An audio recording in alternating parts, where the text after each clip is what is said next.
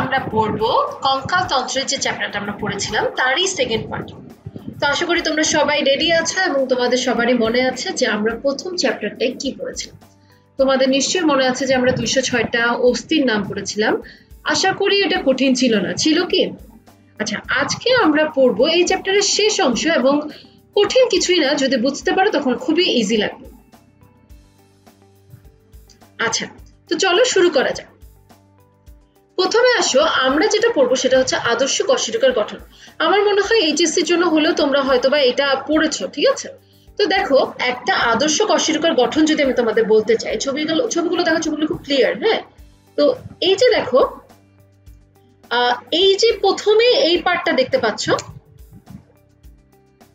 এই যে এইটাকে আমরা বলি হচ্ছে একটা কশেরুকার বডি বা দেহ, বা তুমি এভাবে মনে রাখতে পারো যে এটা সেন্টারের দিকে থাকে, তাই এটার নাম হচ্ছে সেন্ট্রাম।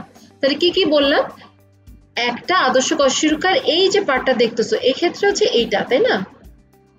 এটাকে বলা হয় হচ্ছে সেন্ট্রাম বা দেহ, ঠিক আছে, বা বডি, যেটা বলো। আচ্ছা, আর বাকি যাই থাকবে না কেন সবগুলোকে বলা হয় আর্চ।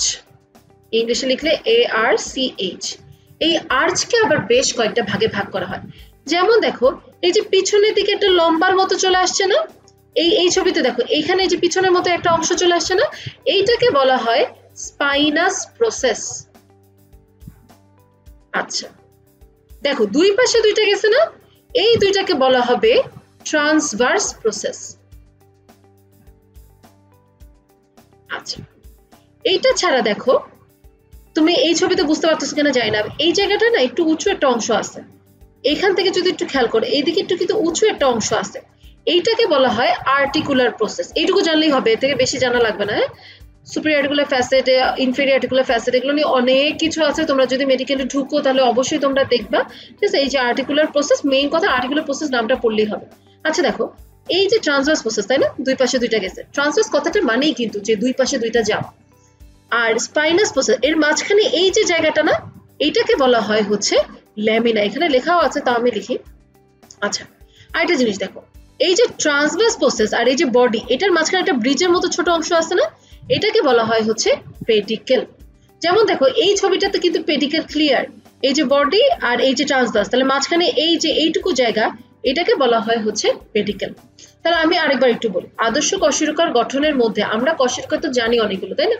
আমরা জানি যে সার্ভাইকাল 7টা থাকে, আমরা জানি থোরাসিক 12টা থাকে, লাম্বার তোমার 5টা থাকে, স্যাক্রাম 1টা থাকে, কক্সিক্স 1টা থাকে, ঠিক আছে? এগুলো তো আমরা জানি। এখন কশেরুকার মধ্যে বা ভার্টিব্রার মধ্যে আমরা এতগুলো যে ভার্টিব্রা, প্রত্যেকটা ভার্টিব্রার সম্পর্কে আলাদা আলাদা তো আমরা পড়বো না, এই বয়সে তো আমরা আরো পড়বো না। তো এই যে প্রত্যেকটা ভার্টিব্রা সম্পর্কে আমরা একটা আদর্শ বা একটা টিপিক্যাল আমরা ধরে রাখি যে আচ্ছা, একটা পড়লে আমরা সবগুলো সম্পর্কে একটা আইডিয়া নিতে পারবো, তাই না? ওই যে চাল সিদ্ধ করার মতো, একটা টিপলে মারা বুঝে না যে সবগুলো চাল হচ্ছে সিদ্ধ হয়েছে কিনা, ওই রকম টাইপের আর কি। তো আদর্শ কশেরুকার মধ্যে তাহলে আমরা বললাম কি দুইটা পার্ট থাকে, মাঝখানে যে পার্টটা এটা হচ্ছে তোমার সেন্ট্রাল, বাইরের আশেপাশে যে পার্টগুলো সেগুলো হচ্ছে তোমার আর্চ। আর্চের মধ্যে আমরা বেশ কয়েকটা পার্ট বলছি, কি কি? ট্রান্সভার্স প্রসেস দুই পাশে থাকে, স্পাইনাস প্রসেস মাঝখানে থাকে। ট্রান্সভার্স আর স্পাইনাসের মাঝখানে যে অংশটা, এইটা হচ্ছে ল্যামিনা, আর ট্রান্সভার্স আর বডির মাঝখানে যে অংশটা সেটা হচ্ছে পেডিকেল। আর কি থাকে? আর্টিকুলার প্রসেস থাকে। তাহলে তোমার কোশ্চেন কেমন আসতে পারে তো তুমি বুঝতে পারতেছো, তাই না? যে ট্রান্সভার্স প্রসেস এবং স্পাইনাস প্রসেসের মাঝের অংশটার নাম কি, এই টাইপের। আর আজকে কয়টা ভাগে ভাগ করা হয়? 5 ভাগে। এই টাইপের কোশ্চেনগুলো আসবে, আশা করি তোমরা এটার উত্তর দিতে পারবে। আচ্ছা, আসো আমরা এবার একটু ডিপলি যাই। তোমরা এই ছবিটাকে একদম মাথায় গেঁথে নাও, ঠিক আছে? এই যে ছবিটা, এই পাশেটা আমরা দেখতেছি, এটাকে একদম মাথায় চিন্তা করে ফেলো, ঠিক আছে? আমি দাগগুলো উঠাই দিই যাতে তোমাদের ইজি হয়। আচ্ছা আচ্ছা, এইটার দিকে একটু ভালোভাবে খেয়াল করো, ঠিক আছে? এই ছবিটা। আচ্ছা, এরপরে তোমাদের যে কোশ্চেন করব, যে পরের ছবিটা যা দেখবা ওটা কি কি পার্থক্য দেখতে পাচ্ছ। রেডি? ওকে। আচ্ছা দেখো, প্রথমে আসি এটাতে দেখি, হোয়াট ডু ইউ সে? হ্যাঁ, এইটাতে কি কি পার্থক্য তুমি দেখতে পাচ্ছ?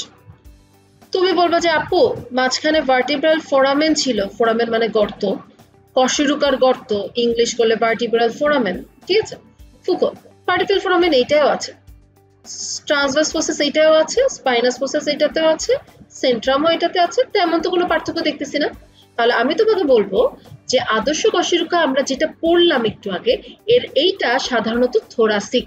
থোরাসিক কয়টা মনে আছে? 12টা, তাই না? তাহলে থোরাসিক নিয়ে আমরা থোরাসিককে সাধারণত আমরা আদর্শ ধরে বাকি কশেরুকাগুলো পার্থক্য করি। তাহলে এই যে তুমি এই যে ছবিটা দেখতেছো, এই যে এই ছবিটা, এইটা কিন্তু থোরাসিক কশেরুকা। এখন থোরাসিক কশেরুকা সম্পর্কে তোমাকে আমি আরেকটা কথা শুধু বলে রাখবো। এই যে দেখো এর বডিটা, এটা দেখতে কিন্তু একটু ভালোবাসা টাইপের হার্টের মতো, ঠিক আছে? তো তোমাকে এরকম কোশ্চেন আসতে পারে যে থোরাসিকের যে বডিটা ওইটা দেখতে কিসের মতো? তুমি বলবা হার্টের মতো, ঠিক আছে? গেল, আর কিছু না। আর তুমি যা জানো pedicle laminar transverse process, spinous process, articular process, যা যা জানো, ভার্টিব্রাল ফোরামেন থাকে, ভার্টিব্রাল ফোরামেন কি দেখতে বড় লাগতেছে না ছোট লাগতেছে? মোটামুটি ছোট লাগতেছে। কেমন শেপে লাগতেছে? গোল লাগতেছে। ছবিটা তুমি যদি মাথায় চিন্তা করো তো তুমি অলরেডি এটার অ্যান্সার পারো। আচ্ছা, পরে আসি, এইটাই পরে যাই। হ্যাঁ, এটা একটু বিদঘুটে, তাই না? অন্যরকম। এই ছবিটায় তুমি কি দেখতে পাচ্ছ? তুমি একটু চিন্তা করে দেখো, এই ছবিটা দেখো, এটা না একটু গোল গোল ছিল না? এটা ভার্টিব্রাল ফোরামেনটা দেখতে কেমন? ত্রিকোণাকার। আচ্ছা, আর কি বলতে পারো যে আপু এটার দেখছো বডিটা না অনেক বড়। হ্যাঁ, এটা হচ্ছে হার্টের মতো তুমি বললে, এটা তো কোনোভাবে হার্টের সাথে মিলাইতে পারি না। এটা দেখতে কিছুটা কিসের মতো? বিনের মতো, ঠিক আছে? বিন মানে কি? শিমের বিচি, তাই না? তো এটাকে আমরা কিন্তু এভাবেও বলতে পারি যে এটা দেখতে কিডনির মতো, ঠিক আছে? আচ্ছা, গেল কিডনির মতো। আর দেখো তুমি এটা বলতে পারো যে আপু এই যে ট্রান্সভার্স বলছিলা আর স্পাইনাস বলছিলা, এখানে মাঝখান দিয়ে কত কিছু উঠছে। এক কথায় তোমাকে একটু বলে রাখি, এইখানে এক ধরনের প্রসেস আছে, এইখানেও এক ধরনের প্রসেস আছে। তুমি মেইন কথা জানবা যে দুই ধরনের প্রসেস থাকে, একটা হচ্ছে ম্যামিলারি আর একটা হচ্ছে অ্যাক্সেসরি। আচ্ছা, তোমাদের একটু ইজি করে বলি, আমরা এইটা যেটা পড়ছি এটা তো থোরাসিক, এটা নিয়ে তো কোনো সন্দেহ নাই, আছে? নাই। আচ্ছা, এখন আমরা যেটা পড়তেছি সেটা হচ্ছে লাম্বার। আচ্ছা, লাম্বারটা দেখতে বিদঘুটে। কেমন বিদঘুটে বলতে? এটা বেশ বড়, এটা বডিটা দেখতে কিসের মতো? কিডনির মতো। ডান।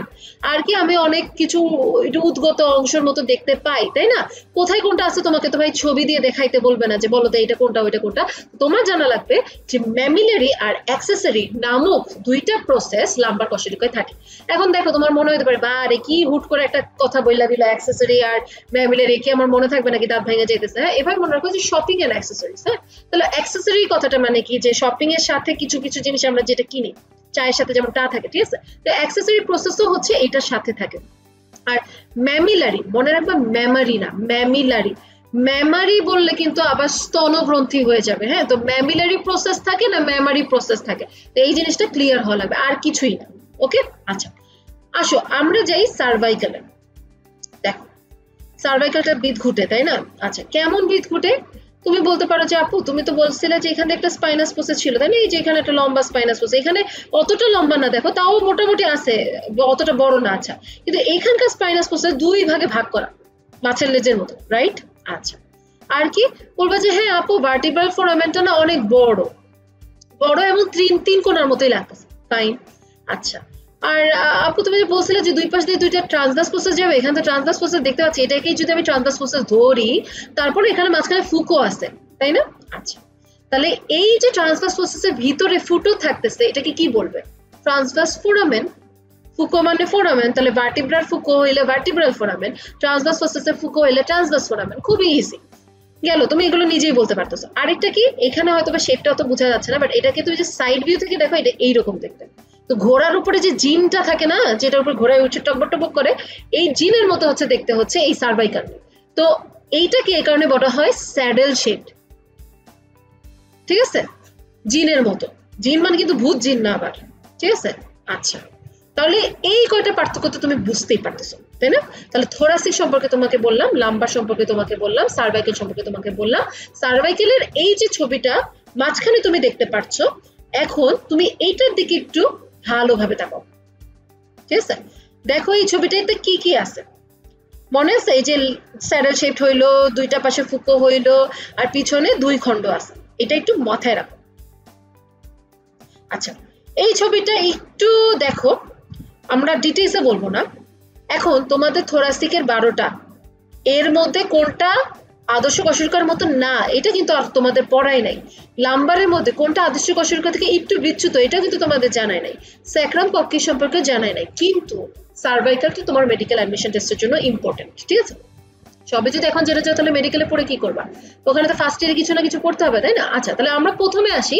এই যে আমরা যে জিনিসগুলো দেখতেছি এরা সবাই সার্ভাইকাল কশেরুকার অংশ। সার্ভাইকাল কশেরুকা কয়টা থাকে জানি? 7টা, রাইট? আচ্ছা, তাহলে এই ছবিটায় দেখো, এই যে আমরা মাঝখানে যেটা পড়ছিলাম না, সার্ভাইকাল, তাই না? সার্ভাইকালের মধ্যে তাহলে দেখো এই জায়গাটা কিন্তু 2টা অংশ, তাই না? যেমন ছবিটা ভালোভাবে দেখো, এখানে একটা স্যাডেল, এখানে 2টা ফুটো। তো সার্ভাইকাল কশেরুকার মধ্যে কোনটা আদর্শ কোনটা অনাদর্শ আমরা জানবো। আমরা জানি কি সার্ভাইকাল 7টা, তাই তো? তো সার্ভাইকাল 7টার মধ্যে তুমি সবসময় মনে রাখবা 1, 2 আর 7 এই 3টা হচ্ছে অ্যাটিপিক্যাল বা অনাদর্শ। তাহলে বাকি হচ্ছে আদর্শ কোনটা কোনটা? 3, 4, 5, 6। তাহলে 3, 4, 5, 6 দেখতে আর কি এইরকম। তো 3, 4, 5, 6 নিয়ে আমরা আর পড়বো না, ঠিক আছে? এটা তো একটু আগে পড়লাম। তাহলে আমরা পড়বো হচ্ছে 1, 2 আর 7 নিয়ে, ঠিক আছে? চলো আমরা পরের স্লাইডে যাই। এই যে ছবিটা তোমাকে দেখাইলাম একটু আগেও, এইটা হচ্ছে আমাদের 1 নাম্বার, এটা হচ্ছে আমাদের 2 নাম্বার, এটা হচ্ছে আমাদের 7 নাম্বার। দেখো এই যে ছবিটা, এইটার সাথে 7 নাম্বারে কি পার্থক্য? তোমরা যদি একটু আস্তে ধীরে দেখো তাহলে দেখবা যে সবই এক। এখানেও স্যাডেল, এখানেও স্যাডেল, এখানেও ফুটো ট্রান্সভার্স ফোরামেনের, এখানেও ফুটো আছে, কিন্তু এখানে স্পাইনাস প্রসেস ছিল কি 2টা ভাগে ভাগ করা। এখানে স্পাইনাস প্রসেস কি বেশ লম্বা, তাই না? তোমরা একটা জিনিস খেয়াল রাখবা, তোমরা যদি ঘাড়ের পিছনে হাত দাও, একটা জায়গায় তুমি উঁচু একটা জিনিস ফিল করতে পারবা কি? আর আমি তো অনেক মোটা, তো সাহেব বোঝা যাইতেছে না, বাট তুমি যদি হাত দাও তুমি বুঝবা, ঠিক আছে? তো এই যে তুমি ঘাড়ে হাত দিলা, এটা যে পাইলা, এটাই হচ্ছে আমাদের C7। হ্যাঁ, ক্রিস্টিয়ানো রোনালদো আবার ভাইবো না, হ্যাঁ? সি মানে হচ্ছে সার্ভাইকাল এখানে। তো সার্ভাইকাল 7 এই যে ধরলে যেহেতু তুমি বুঝতে পারো, তার মানে কি ইংলিশে আমরা যদি এটাকে বলি, এটাকে আমরা বলি প্রমিনেন্ট, তাই না? তো এই কারণে এটাকে বলা হয় ভার্টিব্রা, হ্যাঁ, ভার্টিব্রা প্রমিনেন্স। বুঝতে পারছো কথাটা? তাহলে যেহেতু এটা আমরা প্রমিনেন্ট ভাবে ফিল করতে পারি, এন্ড প্রমিনেন্ট কেন হচ্ছে? কারণ স্পাইনাস প্রসেসটা লম্বা। আশা করি সার্ভাইকাল 7 তোমাদের বুঝাইতে পারছি। তাহলে অ্যাটিপিক্যাল আর কোনটা কোনটা বাকি? অনাদর্শ বাকি হচ্ছে তোমাদের বোঝানো 1 আর 2। আচ্ছা, তাহলে 1 নম্বরে তোমাকে যদি বলি বলো তো 1 নম্বরে তুমি কি দেখতে পাচ্ছ? তুমি বলবা যে আপু আসলে স্যাডেলও তো দেখতে পাচ্ছি না, স্পাইনাস প্রসেস বলেও তো কিছু নাই, আগা মাথা তো কিছুই বোঝা যাইতেছে না। হ্যাঁ, ভার্টিব্রাল ফোরামেনটা অনেক গোল এন্ড বড়, তাই না? হ্যাঁ, ট্রান্সভার্স প্রসেসে ট্রান্সভার্স ফোরামেন আছে। তাহলে তুমি কিন্তু অলরেডি বলে ফেলছো। কথাটা এরকমই যে তোমার বডি থাকবে না, স্পাইনাস প্রসেস থাকবে না, ট্রান্সভার্স প্রসেস ট্রান্সভার্স ফোরামেন থাকুক। এবং এই গোলটা বিশাল গোল, তাই না? এটা গোলটা একদম গোল, তাই পৃথিবীর মতো এটাকে বলা হয় অ্যাটলাস। ওকে, আচ্ছা, আবার কোশ্চেনটা এরকমও হয়, রিং আকৃতির কোনটা? কোন কশেরুকা রিং আকৃতি? তাহলে তুমি অ্যাটলাস বলতে পারবে। ওকে, আচ্ছা, পরেরটাই আসি। এইটা হচ্ছে আমাদের 2 নাম্বার ভার্টিব্রা। এখানে দেখছো একটা উঁচু অংশ আছে, এইটাকে বলা হয় ওডোনটয়েড প্রসেস, ঠিক আছে? আচ্ছা, দেখো এখানে ট্রান্সভার্স প্রসেস ট্রান্সভার্স ফোরামেন আছে, এখানে বোঝা যাচ্ছে না আসলে। স্পাইনাস প্রসেস কিন্তু দ্বিখণ্ডিত, হ্যাঁ, এখানে কিন্তু এটা দ্বিখণ্ডিত। হ্যাঁ, আর এটা একটু গোল, ঠিক আছে, ফাইন।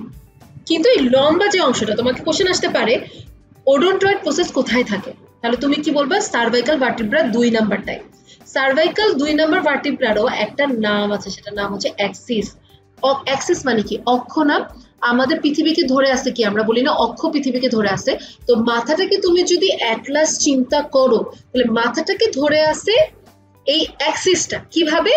এই যে ধরো অ্যাটলাসটা এইরকম না, দেখতে পাচ্ছ কিনা আমি জানি না, আর অ্যাক্সিসের মাথাটা তো এইরকম, তাই না? তো অ্যাটলাস আর অ্যাক্সিস এইভাবে থাকে। হ্যাঁ, ওডোনটয়েড প্রসেসটা পিছনের দিকে চলে যায়। যায় তোমার যদি মাথা বলি যে হ্যাঁ বলো, তো হ্যাঁ বলো, তাহলে তুমি হ্যাঁ বলো। যদি বলি না বলো, না বলো, ঠিক আছে? এটা মাথাকে মুভ করতে সাহায্য করে। এই কারণে মাথাটাকে অ্যাটলাস ধরলে, এটা যেহেতু মাথাকে মুভ করতে হেল্প করতেছে, তাই এটাকে বলা হয় অ্যাক্সিস। আশা করি তোমরা ক্লিয়ার। আচ্ছা, একটা কোশ্চেন আমি তোমাদের বলবো, তাহলে আদর্শ কশেরুকা কোনটা কোনটা ছিল? 3, 4, 5, 6। অনাদর্শ কোনটা? 1, 2, 7। এখন তোমাকে যদি আমি কোশ্চেন করি, আচ্ছা বলো তো যে আমাদের সার্ভাইকাল কশেরুকার মধ্যে কোনটা কোনটা স্পাইনাস প্রসেস 2 খণ্ডে বিভক্ত বা দ্বিখণ্ডিত? তাহলে তুমি যদি বলো শুধু 3, 4, 5, 6, তাহলে কিন্তু অ্যান্সারটা সঠিক না। কেন? 2 নম্বরে কিন্তু তোমাকে আমি দেখাইছি দ্বিখণ্ডিত। তাহলে তোমাকে যদি বলা হয় স্পাইনাস প্রসেস দ্বিখণ্ডিত, কার কার কার? তাহলে তুমি শুধু 3 4 5 6 বললে হবে না, এখানে তোমাকে 2ও যোগ করতে হবে, মানে 2 থেকে 6। ক্লিয়ার? ওকে, তাহলে আমরা নেক্সট স্লাইডে যাই। অস্থি আর তরুণাস্থির মধ্যে পার্থক্য। এখন তোমরা এটা মনে হয় শুনছো যে আমাদের 206টা অস্থি তো সবাই জানো, আমাদের একটা সময় মানে আমরা যখন পিচ্ছি ছিলাম আর কি, ছোট্ট একদম গেদা, তখন আমাদের 300টার মতো অস্থি ছিল। পরে এই অস্থিগুলা জয়েন্ট লেগে লেগে 300টা অস্থি থেকে কমে 206টা অস্থিতে আসে। আরেকটা কথা শুনো, এই যে অস্থিগুলা সবসময় আগে তরুণাস্থি থাকে, তরুণাস্থি থেকে অস্থি হয়। তবে কিছু কিছু তরুণাস্থি সারা জীবনই তরুণাস্থি থাকে। তো অস্থি স্বাভাবিক বেশ শক্ত, তরুণাস্থি স্বাভাবিক একটু ইলাস্টিক, বেশ নরম। অস্থি তরুণাস্থি পার্থক্য তোমরা মোটামুটি জানো, তারপরে আমি একটু শর্ট করে বললাম যে অস্থি হচ্ছে কঠিন, তরুণাস্থি হচ্ছে অকঠিন, জৈব অজৈব পদার্থ দ্বারা গঠিত, কন্ড্রিন নামক পদার্থ দিয়ে গঠিত। এইটা তেমন অস্টিন নামক পদার্থ দিয়ে গঠিত। অস্টিও কথাটার মানে হচ্ছে অস্থি রিলেটেড, তরুণাস্থি মানে হচ্ছে কন্ড্রো রিলেটেড। এখন তোকে যদি বলি অস্টিওলজিস্ট, হ্যাঁ, তাহলে সে অস্থি নিয়ে ডিল করে। কন্ড্রোলজিস্ট বলে আসলে ওরকম কোনো কিছু নাই যে অস্থি নিয়ে ডিল করে, সে তরুণাস্থি নিয়েও ডিল করে, ঠিক আছে? আচ্ছা, যেমন অস্থি যদি বলি কোষ, হ্যাঁ, তোমরা জানো যে সাইটোলজি মানে কোষবিদ্যা ছোটবেলায় পড়ছিলাম, মনে আছে? তাহলে তোমাকে যদি বলি বলো তো অস্থির কোষের নাম কি হবে, তুমি বলতেই পারবে অস্টিওসাইট। তোমাকে যদি বলি তরুণাস্থির কোষের নাম কি, তুমি বলতেই পারবা কন্ড্রোসাইট, রাইট? আচ্ছা, তো অস্থির যে কোষ অস্টিওসাইট তো বুঝলাম। এখন অস্টিওসাইট ছাড়া দেখো অস্থির 2 ধরনের কোষ থাকে, অস্টিওক্লাস্টও থাকে, অস্টিওব্লাস্টও থাকে। মনে রাখবা ব্লাস্টটা ছোট মানে কি বলবো বাচ্চা কোষ, হ্যাঁ, ব্লাস্ট থেকে পরে সাইট হইতে পারে। কিন্তু অস্টিওক্লাস্টের মধ্যে একটা ধ্বংসাত্মক মনোভাব থাকে, এরা অস্টিওব্লাস্ট এবং অস্টিওসাইটকে ধ্বংস করার মনোভাবে থাকে, ঠিক আছে? তাহলে তুমি বলতে পারো যে আপু তাহলে অস্টিওক্লাস্টের প্রয়োজনীয়তা কি, কেন দরকার? এখন দেখো একটা জায়গায় যদি বেশি করে অস্টিওব্লাস্ট অস্টিওসাইট হয়, একটা অস্থির ওজন বেড়ে যাবে না, তুমি ঠিকভাবে নড়াচড়া করতে পারবে যেমন এখন করতে পারতেছো। তো মাঝে মাঝে এমন হয় যে কিছু অস্টিওব্লাস্ট অস্টিওসাইটকে ধ্বংস করারও দরকার হয়। তবে যদি অস্টিওক্লাস্ট বেশি হয়ে যায় তাহলে স্বাভাবিকভাবে তার অস্থির কোষগুলাও নষ্ট হয়ে যাবে। তার মানে এই দুইটার মধ্যে একটা সামঞ্জস্য লাগে এক কথায়। আচ্ছা, তারপরে অস্থির কোষের গঠন মাকড়সা জালের মতো আমরা একটু পরেই দেখবো। তরুণাস্থি গোলাকার বা ডিম্বাকার। অস্থির যে আবরণ থাকবে বাইরে, যেমন তোমরা জানো হার্টের আবরণের বাইরের নাম কি, পেরিকার্ডিয়াম, তাই না? ঠিক তেমনি অস্থির বাইরের আবরণের নাম হচ্ছে পেরিঅস্টিয়াম, তরুণাস্থির বাইরের আবরণের নাম হচ্ছে পেরিকন্ড্রিয়াম। খুবই ইজি এগুলো, হ্যাঁ। কাজ কি, রক্তকণিকা উৎপাদন, দেহের কাঠামো গঠন, দেহের আকৃতি দান, অস্থি গঠন, এইগুলো। আচ্ছা, পরের স্লাইডে চলে যাই। এইটা দেখো, তোমাকে যদি বলা হয় যে অস্থি সাধারণত কয় প্রকার হয়, হ্যাঁ, তুমি বলবা 2 ধরনের হয়, একটা হচ্ছে নিরেট আর একটা হচ্ছে স্পঞ্জি। তো আমরা যেটা এখন পড়তে যাচ্ছি সেটা হচ্ছে নিরেট। নিরেটের হ্যাবার্সিয়ান নামক একজন সায়েন্টিস্ট আর কি এটা আবিষ্কার করছেন, তাই নাম হচ্ছে হ্যাবার্সিয়ান তন্ত্র। তো দেখো এই যে ছোট ছোট গোল্লা গোল্লা, ঠিক আছে, এই সবই হচ্ছে তোমার ল্যামেলি, ঠিক আছে? এই স্তরগুলো হচ্ছে, স্তরগুলোকে বলা হয় ল্যামেলি। এরকম 5 থেকে 15টা স্তর থাকে। তাহলে এই যে আমরা পড়তেছি এটা কি, আমরা একটা নিরেট অস্থির গঠনের স্লাইস পড়তেছি। এর মধ্যে কি কি আছে আমরা শুধু সেটাই জানবো, আমাদের ডিটেইলস অত বেশি লাগবে না, এটা এইচএসসি কোশ্চেন মেইনলি। তারপর আমাদের একটু যে নাম্বার গুলো লাগবে আর কি কি আছে এটা জানা লাগবে। আচ্ছা, তাহলে নিরেট অস্থির গঠনের মধ্যে আমরা জানি যে এই যে প্রত্যেকটা পার্ট, এই যে একটা চাকার মতো একটা পার্ট, এই পার্টটাকেই বলা হয় অস্টিও। কিন্তু এই যে স্তরগুলো তৈরি হয়েছে, এই লেয়ারগুলো যে তৈরি হয়েছে একটার পরে একটা, এই স্তরগুলোকে বলা হয় ল্যামেলি। আচ্ছা, একটা অস্টিওনের সাথে আরেকটা অস্টিওনের যে সম্পর্ক, যে এটা দিয়ে কানেক্টেড থাকবে তাকে বলা হয় হ্যাবার্সিয়ান নালী, এবং এর মাঝখানে কিছু কিছু গহ্বর থাকে যেটাকে বলা হয় ল্যাকুনা। আচ্ছা, তোমরা যদি আরেকটু ভালোভাবে দেখো, দেখো এখানে যে কোষগুলো না এইরকম, তো কোষগুলো পাচ্ছে এইরকম, যে আগেকার অ্যামিবা আমরা পড়তাম না, এইরকম আর কি শাখা পোশাকার মতো গেছে। এই যে শাখা পোশাকার পার্টটা, এটাকে বলা হয় হচ্ছে ক্যানালিকুলি। আরেকটা কথা লাস্ট বলবো, সেটা হচ্ছে একটা হ্যাবার্সিয়ান তন্ত্রের সাথে, হ্যাঁ, পুরো একটা হ্যাবার্সিয়ান তন্ত্রের সাথে আরেকটা হ্যাবার্সিয়ান তন্ত্র যেটা দিয়ে কানেক্টেড থাকে সেটাকে বলা হয় হচ্ছে ওয়াকম্যানস নালী। হ্যাঁ, ওয়াকম্যান মনে না রাখলে মনে রাখবে যে ওই যে ওয়াকম্যান আছে না, ওয়াকম্যানের মতো আর কি, ওয়াকম্যানস নালী। আচ্ছা, গেল। তরুণাস্থির প্রকারভেদ দেখো, শুধু তোমরা একটা জিনিস মনে রাখো, তরুণাস্থির প্রকারভেদ কিন্তু ম্যাট ইম্পর্টেন্ট। ম্যাট ইম্পর্টেন্ট মানে মেডিকেল অ্যাডমিশন টেস্টের জন্য ইম্পর্টেন্ট, এখান থেকে প্রায় কোশ্চেন আসে। তো তরুণাস্থির প্রকারভেদের মধ্যে আমরা জানি যে স্বচ্ছ বা হাইলিন থাকে, স্থিতিস্থাপক থাকে, শ্বেততন্তুময় থাকে, চুনময় থাকে। তোমার শুধু যে এই 4টা প্রকারভেদ করতে হবে তা না, তোমার জানতে হবে কোনটা কোথায় থাকে। আই মিন তোমাকে যদি আমি বলি যে আচ্ছা বলো তো ফিমারের মস্তকে বা হেড অফ দ্য ফিমারে কোনটা থাকে, তোমার বলতে হবে যে এটা ক্যালসিফাই। তোমাকে যদি আমি বলি আচ্ছা কানে যে এটা দেখতে পাচ্ছ, হ্যাঁ এটা তো নরম তরুণাস্থি, এটা তো আমরা বুঝতে পারি, এইটা কোনটা, তাহলে তোমার জানতে হবে এটা ইলাস্টিক বা পিত্ততন্তুময়। ঠিক আছে, তো প্রকারভেদ জানাটা তোমার জন্য খুবই ইম্পর্টেন্ট। আচ্ছা আসো আমরা চলে আসি পেশি টিস্যু নিয়ে। আমাদের এখন আর বেশি বাকি নাই, চ্যাপ্টারটা আমরা খুব কাছাকাছি শেষ করে দিব অল্প সময়ের মধ্যে। তো পেশি টিস্যুর মধ্যে উৎপত্তিটা কোথায়? মেসোডার্ম থেকে। ভালো কথা। অ্যাক্টিন আর মায়োসিন নামক প্রোটিন দিয়ে তৈরি, 75% পানি। এই লাইনটা তোমরা দেখবা যে এইচএসসি তে বেশ কোশ্চেনে আসে এবং এটাকে তোমার এক্সপ্লেইন করতে হয় যে পেশিতে টান পড়ে কিন্তু ধাক্কা দেয় না। আচ্ছা প্রকারভেদ কি? ঐচ্ছিক, অনৈচ্ছিক, কার্ডিয়াক। এখন ঐচ্ছিক, অনৈচ্ছিক আর কার্ডিয়াকের মধ্যে আমার মেইন যে কথাটা আছে, এই যে তুমি জিহ্বা নাড়াইতেছো, হ্যাঁ এটা কি ইচ্ছা মতো নাড়াইতে পারতেছো, তাহলে এটা ঐচ্ছিক পেশি। ঐচ্ছিক পেশির আরেকটা নাম হচ্ছে স্কেলিটাল পেশি। ঠিক আছে, যেমন পা, হাত, পা তুমি যাই নাড়াতে পারো না কেন সেটাই হচ্ছে তোমার স্কেলিটাল বা ঐচ্ছিক। এখন আমি যদি বলি আচ্ছা তুমি তোমার লিভারটা নাড়াও তো, তুমি কি পারবা? তুমি পারবা না, তাই না? তুমি যেটা পারবা না সেটা তোমার অনৈচ্ছিক, তুমি চাইতেছো কিন্তু তারপরে পারতেছো না, তাই না? সেটাকে আমরা বলবো স্মুথ মাসল। ঠিক আছে, আচ্ছা আরেক ধরনের মাসল আছে যেটাকে বলা হয় কার্ডিয়াক বা হৃদপেশি, তাই না? হৃদপেশির মধ্যে একটা জিনিস খুব ইম্পর্টেন্ট, যে এই যে দেখো একটু ভালোভাবে দেখলে বুঝবা যে এই যে নিউক্লিয়াস, এগুলো তো নিউক্লিয়াস, তাই না? এগুলো নিউক্লিয়াস তোমরা নিজেরাও বুঝো। আচ্ছা মাঝখানে একটা গ্যাপের মতো আছে, এটাকে কি বলা হয়? Intercalated disk. আমি শিওর যে তোমরা এগুলো পড়ছো আগে, হ্যাঁ 9, 10 এগুলো থাকার কথাই। আচ্ছা ইন্টারক্যালেটেড ডিস্ক, এখন কথা হচ্ছে যে কেন এই ইন্টারক্যালেটেড ডিস্ক কথাটা এত ইম্পর্টেন্ট? কারণ যখন আমরা হিস্টোলজি পড়ি, যখন আমরা মাইক্রোস্কোপের তলে দেখি, ফ্র্যাঙ্কলি আমরা প্রথম দিকে কিছুই এত বুঝি না, তবে আমরা যদি দেখি যে একটা ইন্টারক্যালেটেড ডিস্কের মতো লাগে, ও আচ্ছা আচ্ছা আচ্ছা এটা হৃদপেশি, আমরা এভাবে বলতে পারি। ঠিক আছে, সো স্বাভাবিকভাবে ইন্টারক্যালেটেড ডিস্ক একদম আইডেন্টিফাই করে দিতে পারে কোনটা হৃদপেশি, এই কারণে প্রশ্ন এটা অনেক বেশি আসে। ঠিক আছে, আচ্ছা আশা করি তোমাদের এগুলো মনে থাকবে, আমরা পরেরটায় চলে যাই। আচ্ছা একটা কথা লাস্ট বলে রাখি, এই যে কার্ডিয়াক পেশিটা, এটা দেখতে কিছুটা স্কেলিটালের মতো না? দেখো এইটার মতো না কিছুটা? এইটার মতো যদি তোমাকে বলি কার্ডিয়াক পেশির এই যে চেহারাটা দেখতে পাচ্ছ, এই চেহারাটার সাথে কোনটার মিলে, এটার মিলে বেশি নাকি এটা মিলে বেশি? তুমি নিশ্চয়ই স্কেলিটাল বলবা। তাহলে এটা গঠনগতভাবে কার মতো মিলতেছে? স্কেলিটাল বা ঐচ্ছিক পেশির সাথে মিলতেছে। আর যদি বলি যে কাজ কেমন, ঐচ্ছিক নাকি অনৈচ্ছিক, এখন তোমাকে বলি হার্টটা স্টপ করে বসে থাকো, তুমি কি পারবা? পারবা না, তাহলে এটার কাজটা কেমন? অনৈচ্ছিক। দেখতে কেমন? ঐচ্ছিকের মতো। I hope you are clear. আচ্ছা চলো আমরা একটা ভিডিও দেখি। Objective: to understand how joints in the human body work as levers. A lever is a simple machine consisting of a rigid bar that rotates about a fulcrum and is used to transmit a force. There are 4 parts to a lever: lever arm, fulcrum, effort, and load.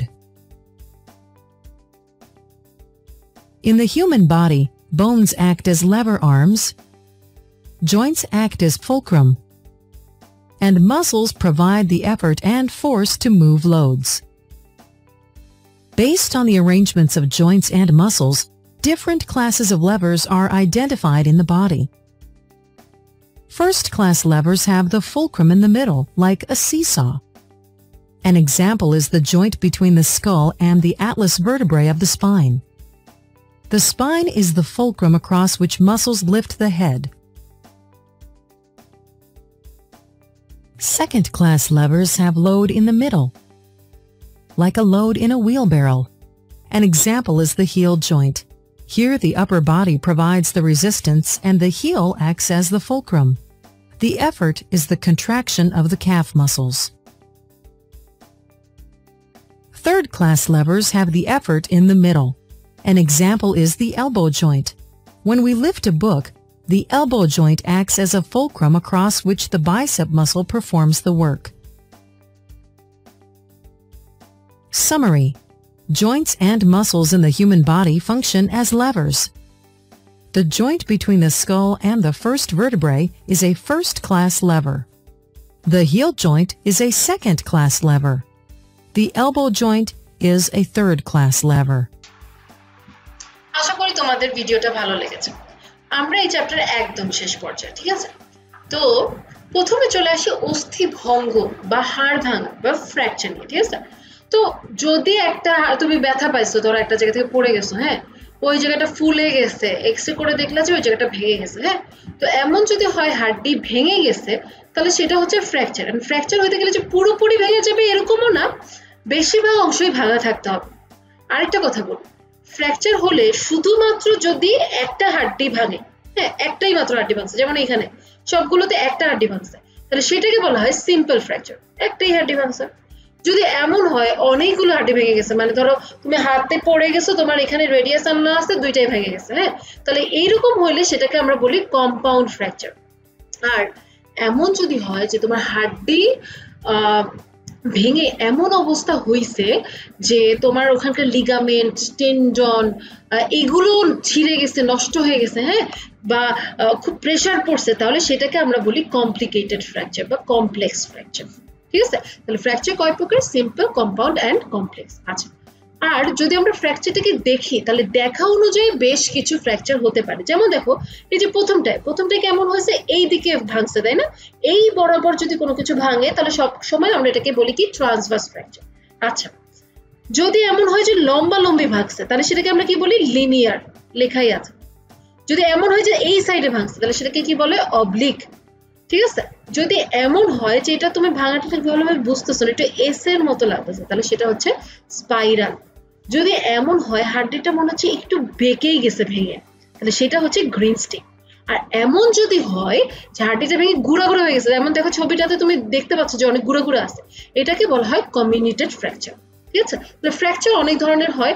যদি কারো simple fracture হয়, মানে একটা হাড্ডি ভাঙছে, তাহলে সাধারণত তাকে বেড রেস্ট নিতে হবে, ফোলা অংশটা কমানোর জন্য কম্প্রেশন দিতে হবে, কিছু পেইন কিলার খাইতে হবে, বা যেটাকে আমরা অ্যানালজেসিক বলি, এগুলো করতে হবে, রেস্ট নিতে হবে, হ্যাঁ, মেইনলি। এবং জায়গা ভেদে এক একটা সময় মানে এক একটা জায়গা ভেদে এক এক সময় লাগে, বাট তারপরে ধরো পা যদি ভাঙে তাও মোটামুটি ধরো 8 সপ্তাহ মিনিমাম তার রেস্ট নিতে হইতে পারে। এটা হচ্ছে সেই সিচুয়েশনটা অনুযায়ী ডাক্তার ঠিক করে দেয়। আচ্ছা, আরেকটা কথা বলবো যে যদি কম্পাউন্ড ফ্র্যাকচার হয়, দুইটার মতো ভাঙছে, বেশি হয়েছে, বা কমপ্লেক্স, কোনো লিগামেন্ট ছিঁড়ে গেছে, টেন্ডন ভেঙে গেছে, তাহলে কিন্তু তোমার অস্ত্রোপচার বা সার্জারি ছাড়া, কোনো অপারেশন ছাড়া কোনো গতি নাই, ঠিক আছে? আচ্ছা, চলো আমরা পরেরটায় চলে যাই। সেটা হচ্ছে স্থানচ্যুতি। স্থানচ্যুতি মানে কি? ডিসলোকেশন। ধরো আমার এই হাড্ডিটা যদি এই জায়গাটা থেকে, তোমরা তো জানোই এখন, তাই না, যে আমাদের এই যে গ্লেনয়েড ক্যাভিটি আছে, এখান থেকে যদি সরে যায় হাড্ডিটা, তাহলে জায়গাটা থেকে সরে গেল না, এইটাকে আমরা বলি হচ্ছে ডিসলোকেশন, বাংলায় বলা হচ্ছে স্থানচ্যুতি। এই ডিসলোকেশন হইলে প্রাথমিকভাবে যেটা করা হয়, রেস্ট টেস্ট, আইস টাইস, এগুলো তো খুব কমন কথা। যেটা করা হয় যে এই হাড্ডিটাকে জোরে ধরে টেনে ওই জায়গাটাকে সেট করার চেষ্টা করা হয়, হ্যাঁ, টিং করে লেগে যায় টাইপের। কিন্তু যদি ঠিকভাবে না লাগে তাহলে কিন্তু আবার অপারেশন ছাড়া কোনো অপশন নাই, আবার তোমার সেই অনুযায়ী মানে প্লাস্টার করে অনেকদিন রাখতে হবে, এরকম একটা ব্যাপার। লাস্টে আসি, এটা হচ্ছে স্প্রেইন বা মচকানো, ঠিক আছে?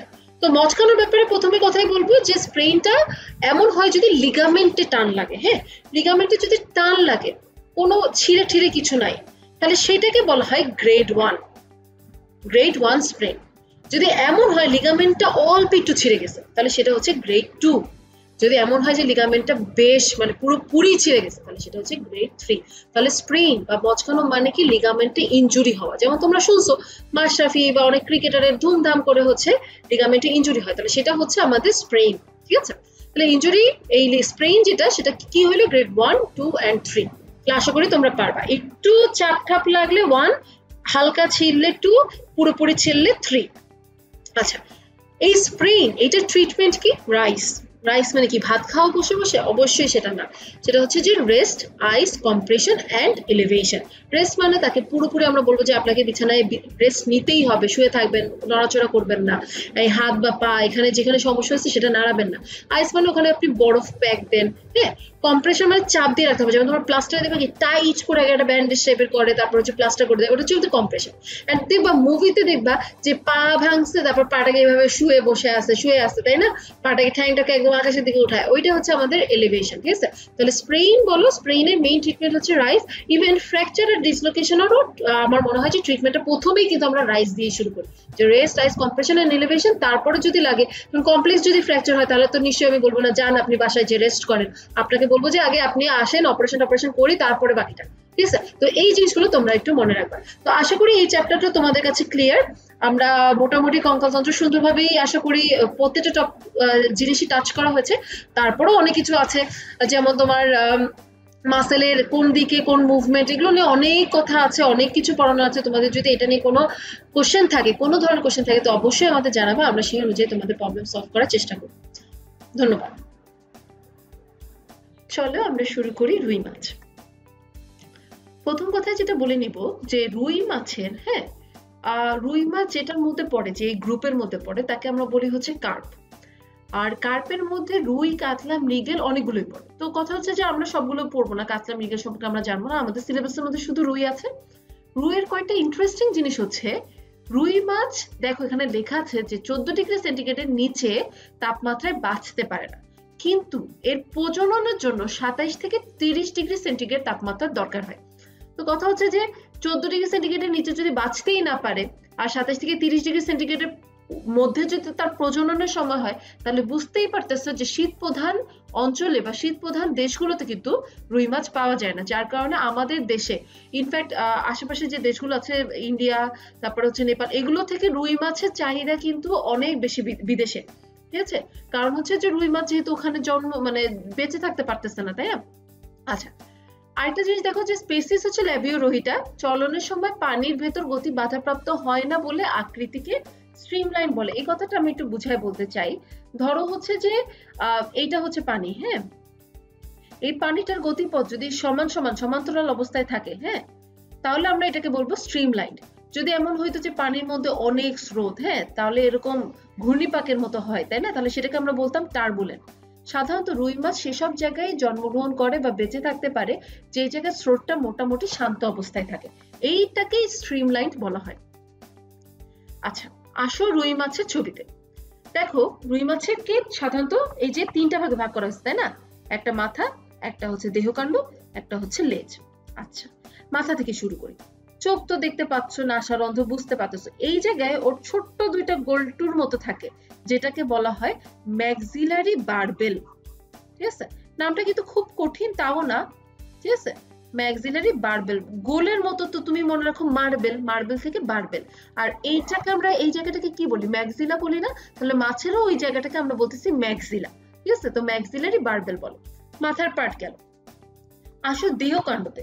দেহকাণ্ডতে দেখো ওর অনেকগুলো পাখনার মতো আছে, একটা হচ্ছে ওর পৃষ্ঠ পাখনা, ঠিক আছে, একটা হচ্ছে বুকের কাছে বক্ষ পাখনা, একটা হচ্ছে শ্রোণী পাখনা, একটা পায়ু পাখনা। ঠিক আছে, এবং দেহকাণ্ডের মধ্যে কিন্তু এগুলো সবকিছু অবস্থিত। লেজের মধ্যে সবচেয়ে বড় যে পাখনাটা আছে সেটাকে বলা হয় পুচ্ছ পাখনা। এন্ড এই পুচ্ছ পাখনার দিয়েই কিন্তু সে হচ্ছে একটা ব্যালেন্স মেনটেন করে পানির মধ্যে। ঠিক আছে, এন্ড পুচ্ছ পাখনাটা কিন্তু অনেক ইম্পর্টেন্ট। পুচ্ছ পাখনাটা দেখতেছো দুইটা কিন্তু সমান সমান। ঠিক আছে, এটাকে কিন্তু আমরা হোমোসার্কাল পুচ্ছ পাখনা বলি। যদি এমন হইতো যে একটা পাখনা অনেক বড় আর একটা ছোট এইরকম, হ্যাঁ, তাহলে সেটাকে আমরা বলতাম হেটেরোসার্কাল। ঠিক আছে, তাহলে আরেকবার একটু বলি। মাথার মধ্যে আমরা একটা জিনিসই জানবো যে এখানে ম্যাক্সিলারি বারবেল টাইপের একটা জিনিস আছে, এখানে হচ্ছে তোমার ফুলকা থাকে। ফুলকাটা যে পর্দা দিয়ে মাছের বডির সাথে লাগানো থাকে, হ্যাঁ, ওই পর্দাটাকে বলা হয় ব্রাঙ্কিওস্টিগাল পর্দা। ঠিক আছে, তাহলে কথা হচ্ছে যে ব্রাঙ্কিওস্টিগাল পর্দা গেল, ফুলকা সম্পর্কে আমরা আরেকটু পরে জানবো। এরপরে চলে আসতেছে দেহকাণ্ড। দেহকাণ্ডের মধ্যে আমরা অনেক ধরনের পাখনা দেখতেছি, তার মধ্যে বক্ষ পাখনা আছে, শ্রোণী পাখনা আছে, পৃষ্ঠ পাখনা আছে, পায়ু পাখনা আছে, এবং লেজের মধ্যে আমরা একটা লেজ দেখি যেটাকে আমরা পুচ্ছ পাখনা বলি, ওটা হচ্ছে হোমোসার্কাল, হেটারোসার্কাল না। আচ্ছা, এখানে দেখো খুব সুন্দরভাবে লেখা আছে যে রুই মাছের 5 ধরনের পাখনা থাকে, পৃষ্ঠ পাখনা, বক্ষ পাখনা, শ্রোণী পাখনা, পায়ু পাখনা, পুচ্ছ পাখনা। এখন তোমাদের পরীক্ষার জন্য খুব বেশি ইম্পর্টেন্ট যেটা, সেটা হচ্ছে প্রত্যেকটা পাখনার মধ্যে কয়টা করে পাখনার রশ্মি থাকে। এন্ড হোয়াট ইজ দিস পাখনা রশ্মি? পাখনা রশ্মি বা ফিনরে হচ্ছে, ধরো এইটা একটা পাখনা, হ্যাঁ, তো এই পাখনার ভিতরে এরকম লম্বা লম্বা দাগ থাকবে না? ঠিক আছে, এই যে লম্বা লম্বা দাগগুলো তোমাকে একেই বোঝানোর চেষ্টা করতেছি, এগুলোই হচ্ছে পাখনা রশ্মি। তো কোন পাখনার মধ্যে কয়টা পাখনা রশ্মি থাকে এটা পরীক্ষার জন্য ইম্পর্টেন্ট। আচ্ছা, চলে আসো আইস।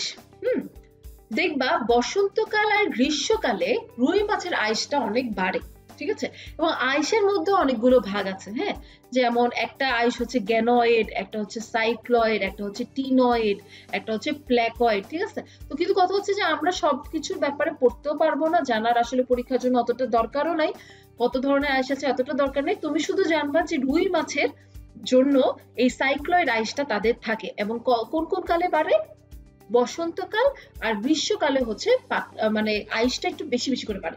এখানে একটা কথা আছে, সেটা হচ্ছে ধরো একটা রুই মাছের হ্যাঁ বয়স কত আমরা কিভাবে বুঝবো? এখন রুই মাছ যদি তোমার হচ্ছে ফার্মে মানে তুমি যদি চাষ করো তাহলে এটা কিন্তু 2-3 বছরের উপরে বাঁচতে পারে, ঠিক আছে। এখন একটা রুই মাছের বয়স কত এটা কিন্তু তার আইস দেখে আমরা বুঝতে পারি, হ্যাঁ কতগুলো বৃদ্ধি রেখা তার আছে এটা দেখে কিন্তু বোঝা যায় একটা রুই মাছের বয়স কত। এই কারণে সাইক্লয়েড স্কেল বা তার আইসটা অনেক বেশি গুরুত্বপূর্ণ। আচ্ছা, তাহলে এখানে দেখো এখানে লেখাই আছে রুই মাছের দেহকাণ্ড ও লেজ মিউকাসময় সাইক্লয়েড আইসে আবৃত। বসন্তকালে ও গ্রীষ্মে আইসের বৃদ্ধি বেশি হয়, আইস পাতলা ও রূপালী বর্ণে, এটা বুঝাই যায় তোমরা পারতাইমিও। পৃষ্ঠদেশীয় আইসের কেন্দ্র লালচে, প্রান্ত ভাগ কালচে, তার মানে মাঝখানের দিকে লাল লাল লাল লাল থাকে, পাশে আশেপাশে যেটা থাকবে সেটা হচ্ছে কালচে থাকবে। আচ্ছা, চলে আসে রুই মাছের হৃৎপিণ্ডে। দেখো আমরা কি জানি, আমাদের হার্ট যদি আমি চিন্তা করি, হ্যাঁ তাহলে আমাদের এই পাশে যদি ডান সাইড হয় এটা হচ্ছে রাইট, তাই না, এটা হচ্ছে লেফট। আচ্ছা, এটা কি ছিল অ্যাট্রিয়াম, তোমরা তো এগুলো জানো রাইট, এটা হচ্ছে ভেন্ট্রিকল, অলিন্দ আর নিলয়, তাই না।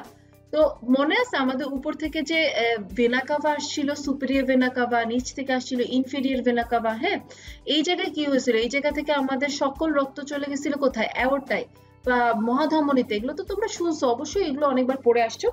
আমি একটা কথাই বলবো যে আমাদের হৃৎপিণ্ডের সাথেও রুই মাছের হৃৎপিণ্ডের বেশ কিছু মিল আছে। যেমন আমরা এখানে কি বলছি, এটা হচ্ছে যে superior vena CAVA inferior vena CAVA আসছে না, তো এইটারই রুই মাছের ফার্স্ট যে পার্টটা এটার ভেনা কোভা ওরকম না, এটার নাম হচ্ছে সাইনাস ভেনোসাস।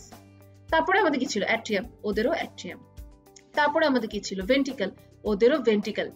আমাদের ভেন্ট্রিকলের পরে কি ছিল অ্যাওর্টা না, ওদেরও অ্যাওর্টা, কিন্তু এটা হচ্ছে ভেন্ট্রাল অ্যাওর্টা, ঠিক আছে। তাহলে আমি কি বললাম যে ওদের হার্টের মধ্যে আমরা পাচ্ছি, প্রথমে যেটা পাচ্ছি সেটা হচ্ছে সাইনাস ভেনোসাস, সাইনাস ভেনোসাসের পরে যেটা পাচ্ছি সেটা হচ্ছে অ্যাট্রিয়াম, অ্যাট্রিয়ামের পরে ভেন্ট্রিকল, ভেন্ট্রিকলের পরে ভেন্ট্রাল অ্যাওর্টা।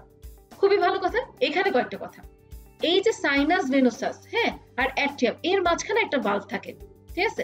অ্যাট্রিয়াম আর ভেন্ট্রিকুলার এইটার মাঝখানে একটা ভালভ বা কপাটিকা থাকে, ভেন্ট্রিকল আর ভেন্ট্রাল অ্যাওর্টা এইটার মাঝখানেও একটা কপাটিকা থাকে।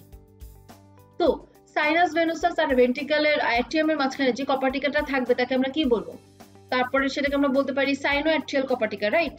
আচ্ছা, অ্যাট্রিয়াম আর ভেন্ট্রিকলের মাঝখানে যে কপাটিকা তাকে কি বলবো, অ্যাট্রিও ভেন্ট্রিকুলার কপাটিকা। ভেন্ট্রিকল আর ভেন্ট্রাল অ্যাওর্টার মাঝখানে কপাটিকা কি বলবো, ভেন্ট্রিকুলো অ্যাওর্টাল কপাটিকা আমরা বলতে পারি, তাই না, বা অ্যাট্রিও ভেন্ট্রিকুলার ছিদ্র আমরা বলতে পারি, একই কথা, ঠিক আছে।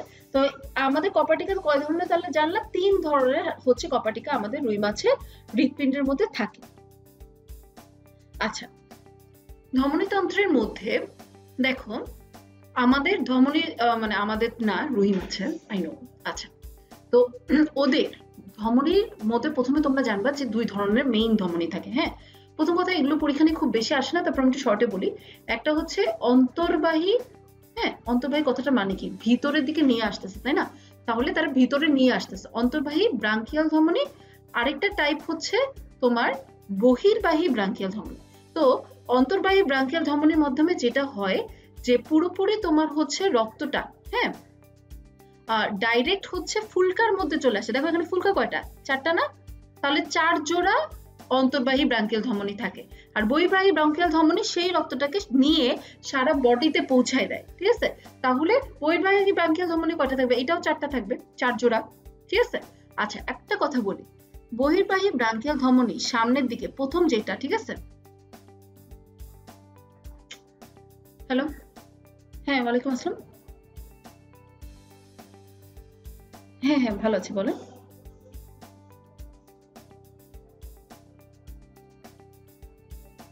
ও আচ্ছা আমি না এইটুকু এই কথাগুলো বলার জন্য খুব ব্যস্ত আর কি, ঠিক আছে, পরে কথা বলবো।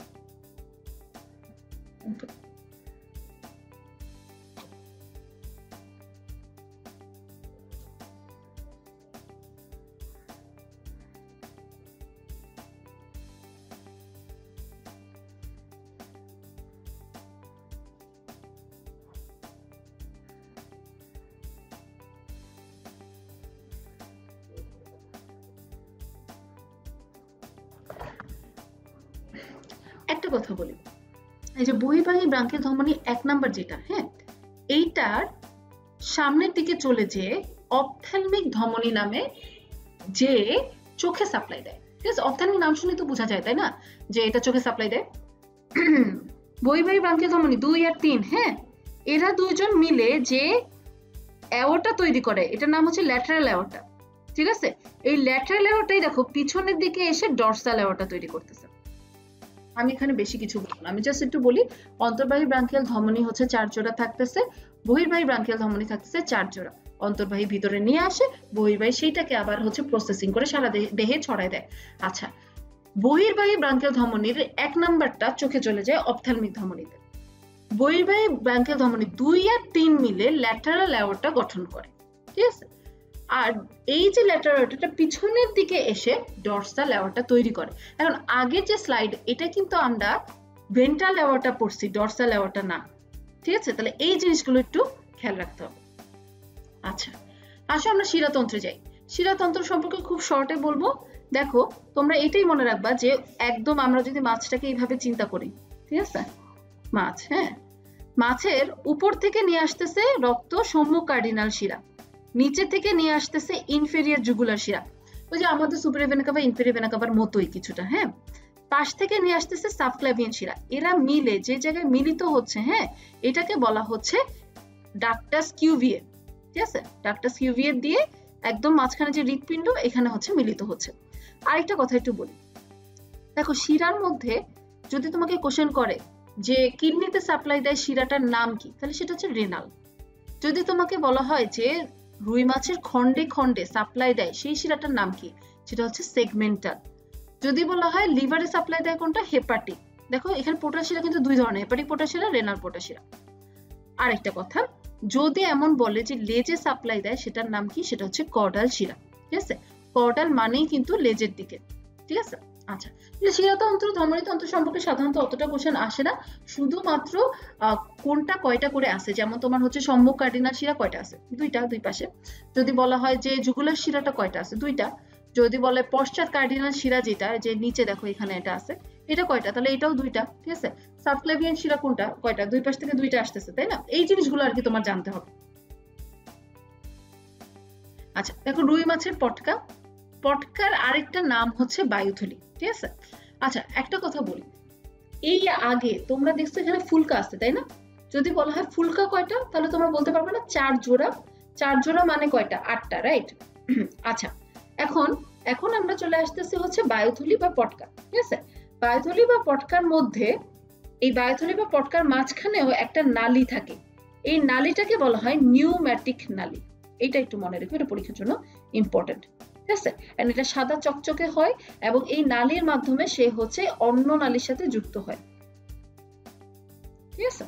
তাহলে পটকা সম্পর্কে আমরা কি জানবো, যে পটকা বায়ুথলি এগুলো সবই একই জিনিস, এগুলো আলাদা কোনো জিনিস না, এগুলো গোল্লা গোল্লা হয় ভালো কথা, চকচকে সাদার মতো হয়, ঠিক আছে। এর মধ্যে বেশিরভাগ জায়গায় হচ্ছে অক্সিজেন থাকে, মাঝে মাঝে একটু নাইট্রোজেন, মাঝে মাঝে একটু কার্বন ডাইঅক্সাইড থাকতে পারে, এবং এর মাঝখানে যে একটা নালী থাকে যেটার মাধ্যমে সেটা অন্য নালীর সাথে যুক্ত থাকে সেটাকে বলা হয় নিউম্যাটিক নালী। আচ্ছা, আমরা রুই মাছের প্রায় শেষ পর্যায়ে চলে আসছি অলরেডি। প্রজননের জন্য মেইন যে কথাটা, ঠিক আছে, জুন জুলাই মাসের দিকে প্রজননের জন্য তারা তৈরি হয়। প্রজননের জন্য পানির তাপমাত্রা 27 থেকে 30 ডিগ্রি সেন্টিগ্রেডের মধ্যে হতে হয়। স্ত্রী মাছের দৈর্ঘ্য 51 থেকে 70, পুরুষ মাছের দৈর্ঘ্য 65। প্রতি কেজি দেহ ওজনের জন্য, প্রতি কেজি বলছে কিন্তু খেয়াল করো, 1 লাখ থেকে 4 লাখ ডিম উৎপাদন করতে পারে। তাহলে যদি একটা রুই মাছের ওজন 2 কেজি হয় তাহলে সে কতখানি ওজন ডিম উৎপাদন করতে পারবে, তাহলে সে 2 লাখ থেকে 8 লাখ ডিম উৎপাদন করতে পারবে। আচ্ছা, রুই মাছেরও শুক্রাশয় থাকে, রুই মাছেরও ডিম্বাশয় থাকে। যদি একটা পুরুষ মাছ হয়, ঠিক আছে, তাহলে তার শুক্রাশয় থাকবে 1 জোড়া, যদি কোনো স্ত্রী মাছ হয় তাহলে তার ডিম্বাশয় থাকবে এক জোড়া, এবং শুক্রাশয়টা যে ভাঁজে পেরিটোনিয়ামের যে ভাঁজ দিয়ে আর কি দেহপ্রাচীরে ঝুলানো থাকবে সেটাকে বলা হয় মেসোরকিয়াম, আর ডিম্বাশয় সেটাকে বলা হয় মেসোভেরিয়াম। হ্যাঁ, ওভারি মানে ডিম্বাশয়, তোমরা এগুলো জানো, তাই ওখান থেকে আর কি আসছে মেসোভেরিয়াম। ঠিক আছে, 15 থেকে 18 ঘন্টার মধ্যে ডিম থেকে লার্ভা বেরিয়ে আসে, আর 4 দিন বয়সী পোনাকে রেণু পোনা বলে। আমরা এই চ্যাপ্টারে জাস্ট শেষ পর্যায়ে আমরা একটা কথা একটু বলি, রুই মাছ চাষ তো বাংলাদেশে খুব ভালো হয়। হ্যাঁ, এবং সবচেয়ে বেশি ভালো হয় যে নদীতে সেটাকে বলা হয় হালদা নদী। ঠিক আছে, হালদা নদীকে এই কারণে রুই মাছের চাষ এত ভালো হয়, মাছ টাছ এত বেশি হয়, এখানে এইটাকে মৎস্য অভয় কেন্দ্র বলা হয়। হ্যাঁ, অভয়াশ্রম বলা হয়। তো এই জিনিসটা একটু মনে রেখো যে এটাকে মৎস্য খনি যদি বলা হয় যে কোন নদীকে বলা হয় তাহলে সেটা হচ্ছে হালদা। ধন্যবাদ সবাইকে, বাই বাই।